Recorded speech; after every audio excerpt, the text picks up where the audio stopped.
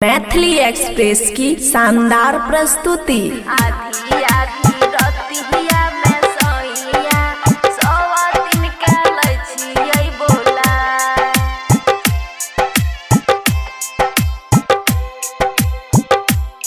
खुशी recording studio बलुआहा।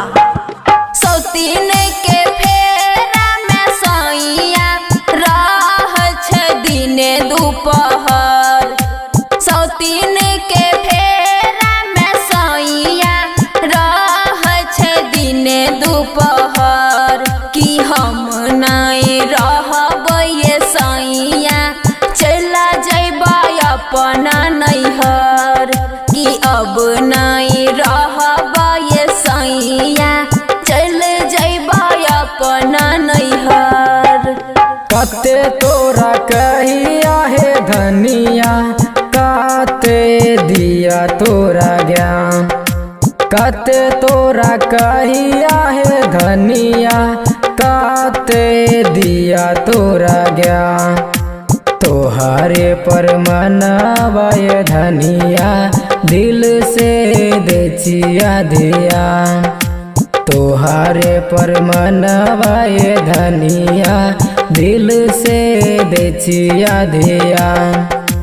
DJ Sumit Satish रैमा DJ Sumit Satish रैमा आधी आधी रतिया में सोइया सवा दिन के लछियै बोला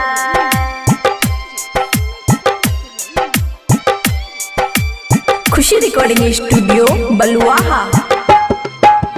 मीठी मीठी बोलिया यो सोइया बोल के लछियै मना मीठी मीठी बोलिया यो सोइया बोल के लछियै मना आधी आधी रतिया में सोइया सवा दिन के लछियै बोला आधी आधी रतिया में सोइया सवा दिन के लछियै बोला शंखा पपन का रहे धनिया नहीं मिले छै इलाज शंखा पपन का रहे धनिया नहीं मिले छै इलाज कि बाल बच्चा यहाँ के खातिर जचियै दिल्ली और पंजाब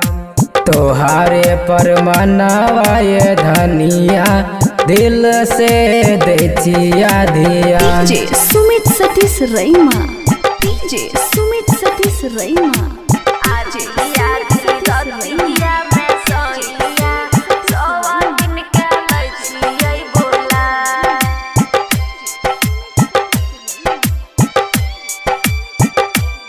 खुशी रिकॉर्डिंग स्टूडियो बलुआहा।